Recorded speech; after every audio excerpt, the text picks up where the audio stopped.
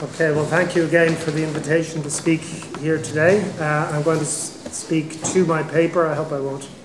read too much of it. I do have a PowerPoint presentation, but I think that will just distract from things at this hour of the day. And also just to kind of convey, if not the complexities, but at least to focus on the core elements of my paper. I think it's easier if I just focus on that. And I'm also aware that the day is drawing towards a close, we hope, in terms of the formal proceedings. So I'll, again, keep my remarks as focused as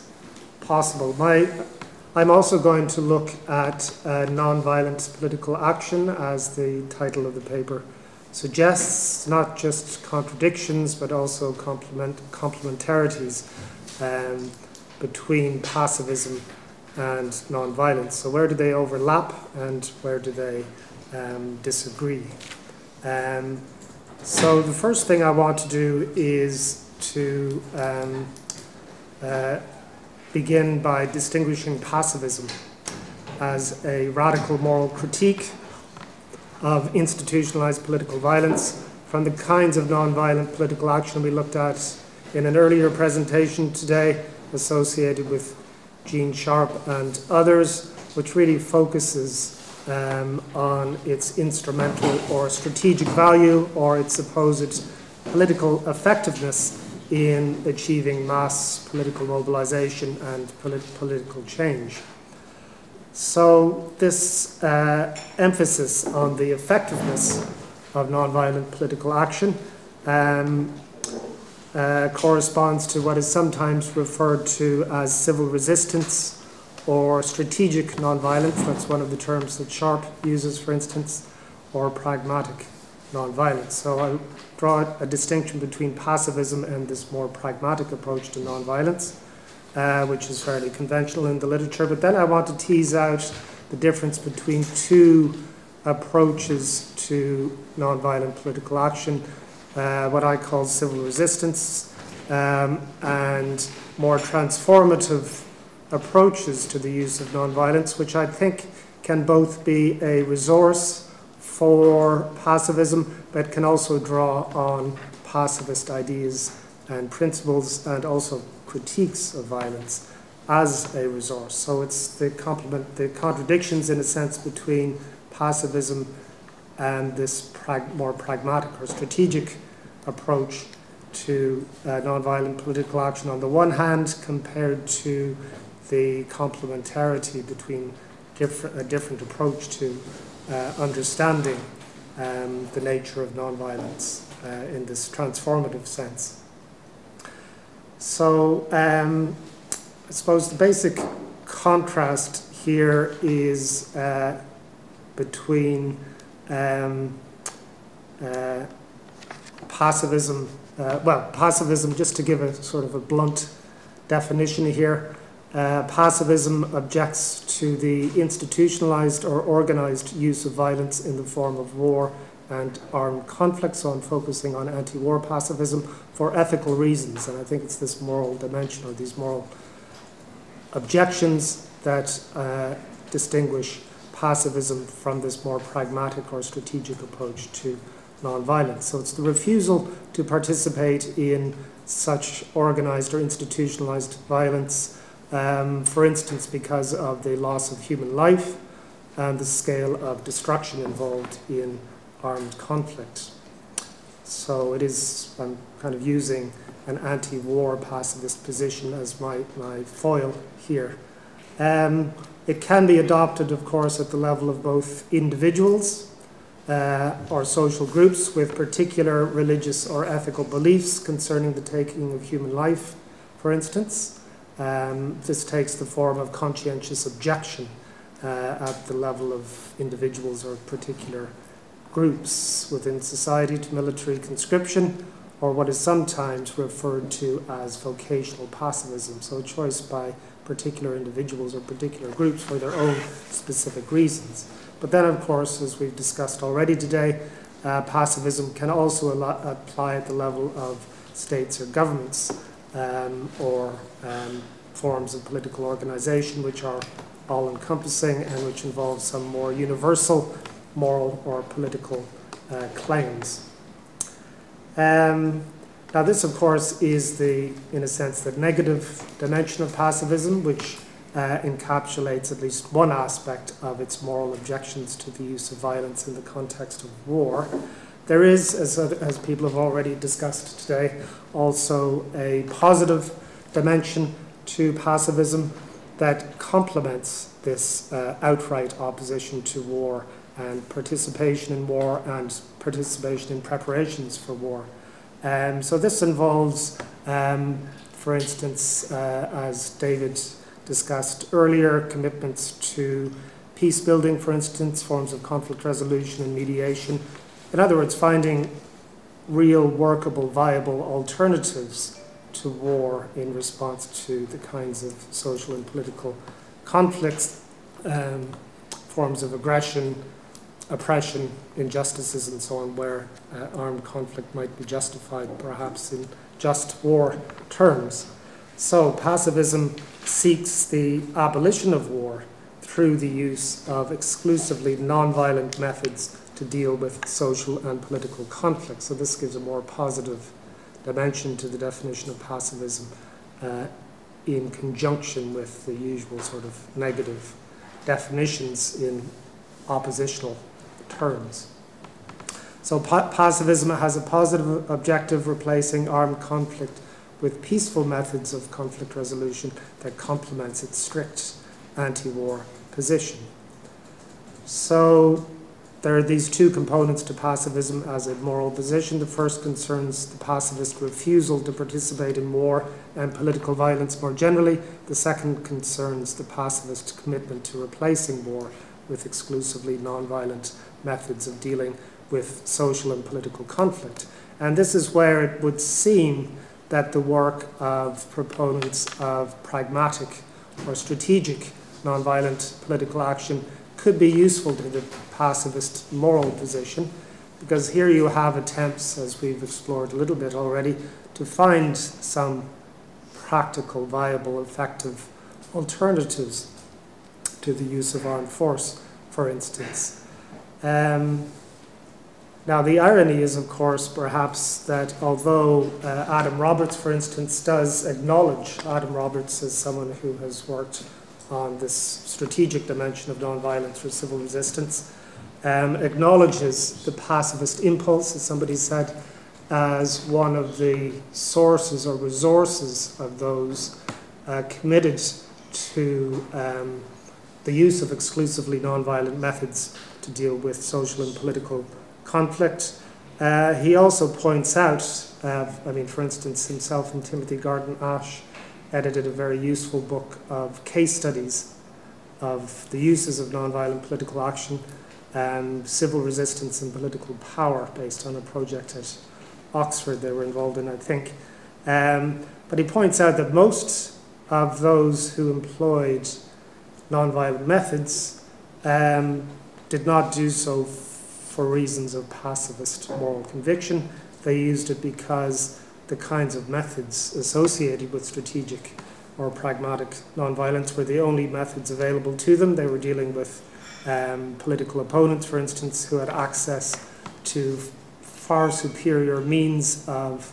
weaponry, material resources, and so on. So the kinds of forms of civil resistance or people power, as somebody said, associated with nonviolent political action seem to be the best, or perhaps even the only options to the vast majority of groups and individuals who employed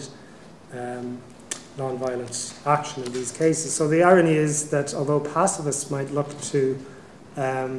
these pragmatic forms of nonviolence as a support for their moral convictions, the proponents of pragmatic nonviolence, including Gene Sharp,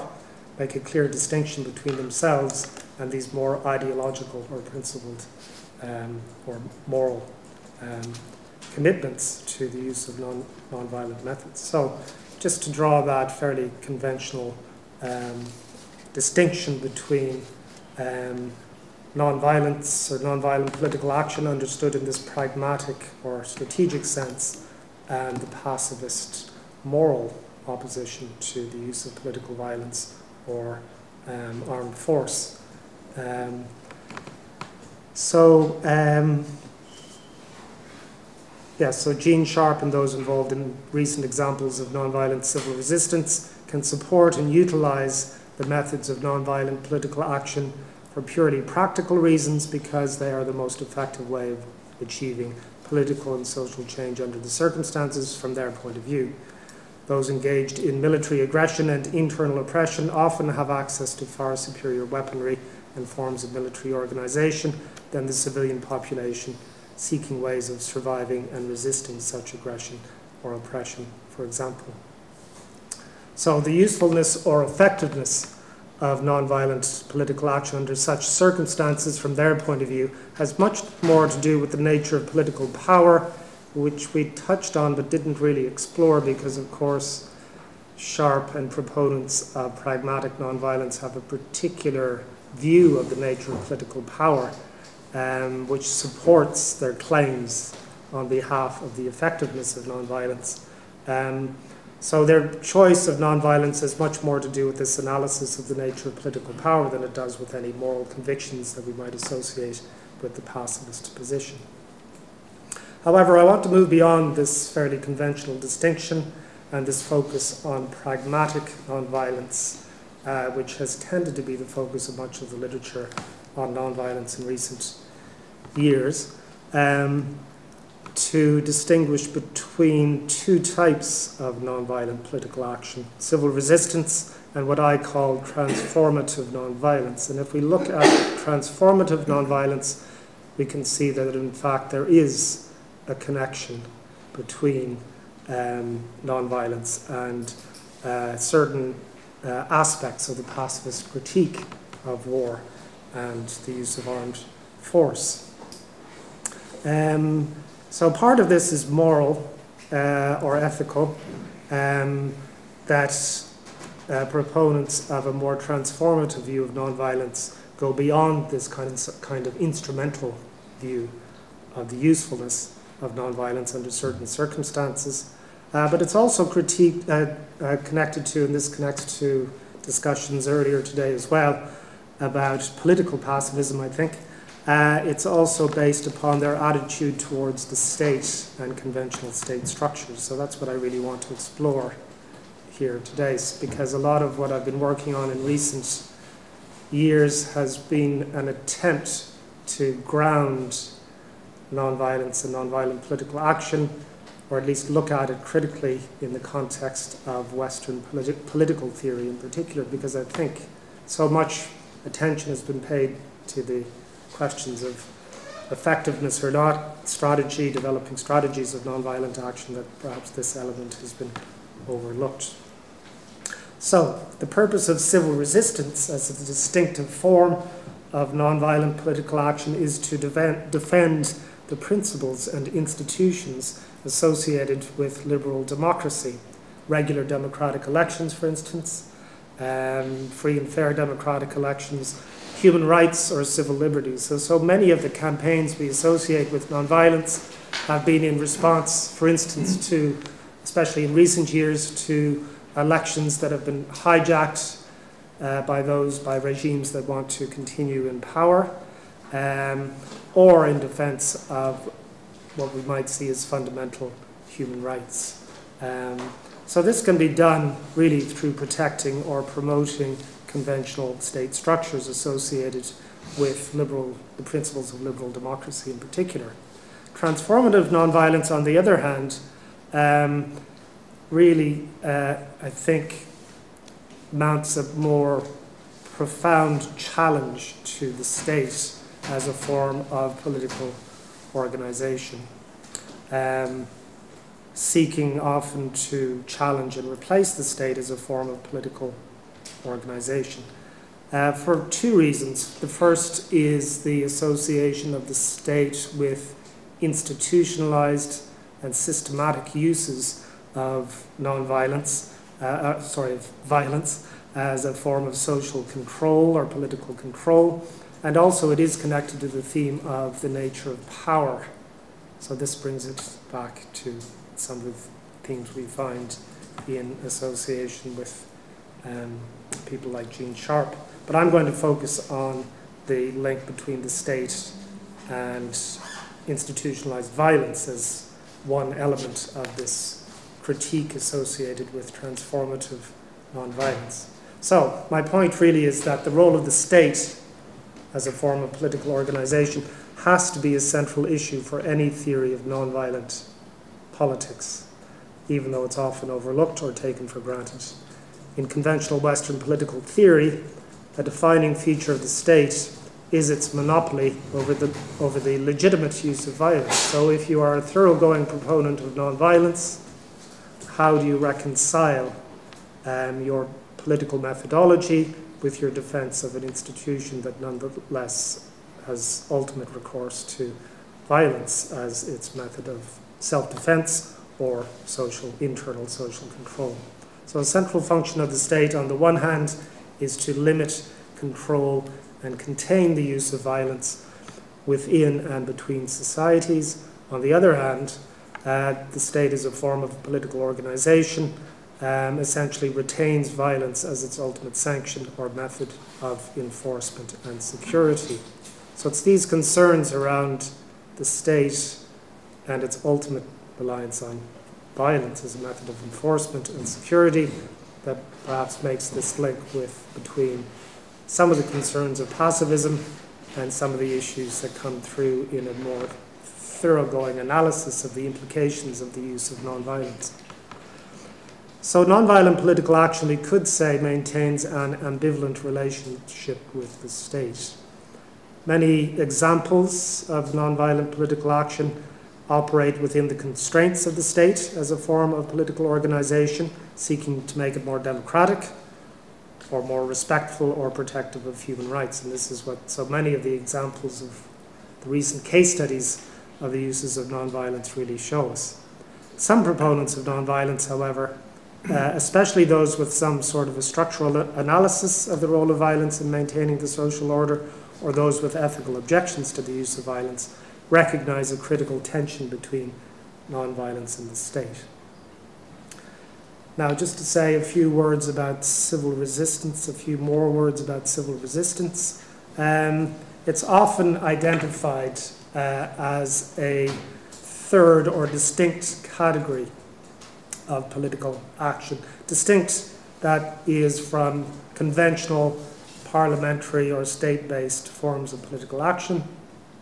but also, of course, from forms of violent or armed resistance against unjust, oppressive, and authoritarian states or an aggressive occupying power. So some nonviolence, in a sense, or civil resistance, in the form of nonviolence, provides an alternative where conventional party or state-based politics have failed because of the nature of the regime in control of the state, for instance, but also an alternative to relying only or ultimately on various forms of violent resistance. So in this sense, Mary King, for instance, views civil resistance as a corrective when liberal democracy fails. So this is just to kind of demonstrate the link between civil resistance and conventional forms of the state, that it's really to correct or reform issues when representative government or constitutional government fail. It's a corrective capability that can work without violence through forms of mass mobilization or civil resistance around the principles of nonviolence. So it's crucial for people to know that they can use these alternative nonviolent forms of mass mobilization, particularly when either for pragmatic or possibly for ethical reasons they don't want to resort to violence. So in a fully functioning liberal democracy, for instance, civil resistance would be superfluous or redundant. So civil resistance does not employ violence, not out of any pacifist or moral conviction, but simply because violence is not necessary for its effectiveness. In fact, according to proponents of civil resistance in this form, the use of violence can actually undermine its effectiveness by restricting the possibilities or the capabilities of the mass of the population to participate in resistance to unjust rule or an occupying power, for instance. So again, as Mary King says, injecting violence into a struggle destroys the potential for involving an entire people in self-reliant civil resistance. Now, the interesting thing here is that the liberal democratic state, defended by the use of such civil resistance, retains its monopoly over the use of legitimate violence in accordance with Western political theory. So the right of belligerency, for instance, or the right to kill in defense of the state, as long as it's associated with a legitimate state that can be defended or at least restored by means of these forms of civil resistance, is not something that the civil resistors would be particularly concerned about. So it's, again, this connects to themes of political effectiveness more than the pacifist moral critique of the use of violence or armed force. And of course, one of the reasons that civil resistance groups employ non-violent methods exclusively, perhaps in terms of political theory, is precisely because they operate in the realm of civil society, non-governmental organizations, or social movements. So they don't employ the non-violent methods simply because they have some superior moral conviction about the use of non-violence. It's more, in fact, you could say that they have an obligation to employ exclusively peaceful or non-violent forms of political action, precisely because the legitimate uses of violence are still restricted to the state. So any kind of moral arguments would acknowledge the continued monopoly of the state over the legitimate use of violence and deprive, in a sense, civil resistance groups or civil society groups or social movements from using it, from employing violence for these kinds of reasons.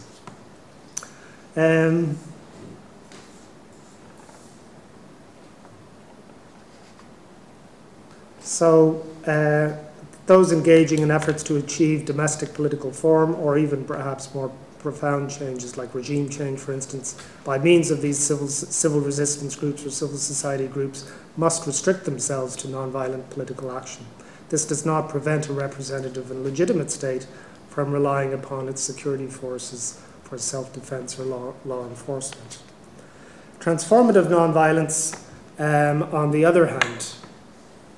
challenges not only undemocratic regimes or dictatorships, as has been discussed,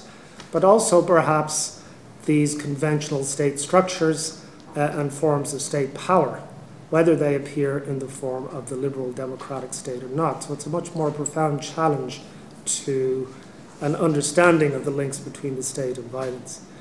It does so on the basis of forms of popular political power that don't revolve around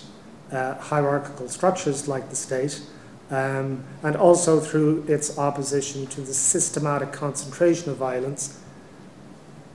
ostensibly legitimate or otherwise, in the institutions of the state. The critique of the state associated with transformative nonviolence is derived from both an alternative view of the nature of political power as being rooted in the forms of political mobilization associated with civil resistance, for instance, as well as its opposition to the institutionalized or systematic violence associated with the state as a form of political organization. So some proponents of nonviolent political action suggest that one of the central tasks of nonviolence is to provide an alternative to the violence of the state. Richard Gregg, for instance, in his book on the power of nonviolence, which was inspired initially by his experiences with Gandhi in India and then subsequently rewritten on the basis of his involvement with the civil rights movement in the United States, has a chapter on non-violence in the state, for instance, where he claims that compulsion, intimidation and violence have been and still are a very large and perhaps predominant element in the state, both internationally in terms of expenditures on war and the military and preparations for war, but also domestically through the way in which we deal with violations of the law, the prison system, the whole criminal justice infrastructure, for instance. So he makes this kind of link between the state as a form of political organization and a non-violent challenge to the state. Others have discussed the history of the 20th century in which the state itself, on the one hand, it's justified in political theory because of the necessity to both limit and constrain violence by means of, through social contract theory, for instance, by means of the state. On the other hand, if you look at the history of the 20th century, as has already been mentioned today, the greatest perpetrator of mass violence has been the state or institutions associated with the state, or you could extend that and say by those who wish to either control or establish their own states. So in the 20th century,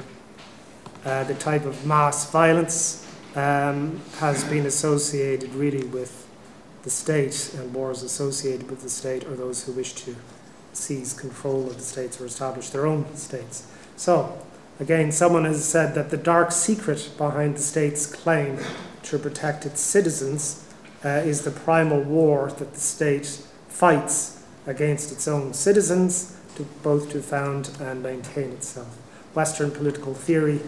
may claim that the state is necessary to minimize violence within and between societies, but the historical evidence of the last century demonstrates the exact opposite. So this is the kind of critique that comes through perhaps in an alternative reading of the requirements or the demands of non-violence and non-violent political action.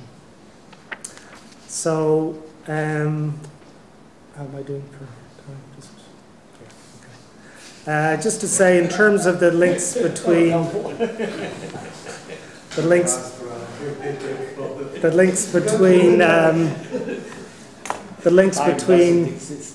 time, we're beyond time, we've transcended time, haven't we? How about violence and time constraints? There is only space. So just to say again, in terms of the perhaps complementarity then between this interpretation of the requirements of non-violence and non-violent political action and pacifism. Someone like Tolstoy, for instance, I find an interesting figure here, because although he's been associated with prophetic pacifism as distinct from perhaps political pacifism, he did, of course, he was identified as a Christian anarchist. He did identify a thoroughgoing critique of the state and state structures based on his commitment to pacifism and his analysis of the requirements of non-violence. And he challenged quite directly, this is interesting, he challenged quite directly social contract justifications of the state, for instance, which transformative non-violence would also be sympathetic to these kinds of arguments. And again, for Tolstoy, although he identified and criticized all elements of violence associated with the state, that rather than freeing people from the kind of spontaneous violence, for instance, that we might find in the state of nature, it actually magnified it and institutionalized it, and through the mechanisms of the state made it much more easier to employ. And war, from his point of view, was the greatest example of this ability of the state as a form of political organization to systematically employ violence, not to protect human life, not to protect citizens, but actually to not merely threaten the citizens of other countries in the case of aggressive wars, but also in many cases, of course, armies and soldiers are used as mechanisms of internal political control as well. And some of the most dramatic examples of mass human rights abuses in the 20th century, for instance. So Tolstoy, from a pacifist perspective, would have picked up on many of these themes associated with the critique of the state.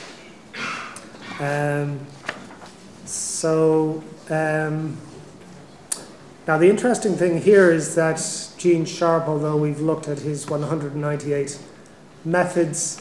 in some of his earlier works he has some interesting things to say about the nature of power, social power, for instance, but also he does at least suggest this kind of structural critique of the state, which coincides with some of the themes that I've identified. So even though he's perhaps now, and he would probably identify himself now most closely with the pragmatic or strategic strand of nonviolence, in some of his earlier works he also expresses suspicion about the state and its capacity for institutionalized or widespread violence. As he says, the combination of bureaucracy, police, prisons, and military forces, all under a single command, makes possible the turning of combined state power from serving the members of society, which is its justification in conventional political theory, to control, repression, and on occasion war against its own population. So we have to be wary from this perspective of any concentration of the capacity for institutionalized violence in the state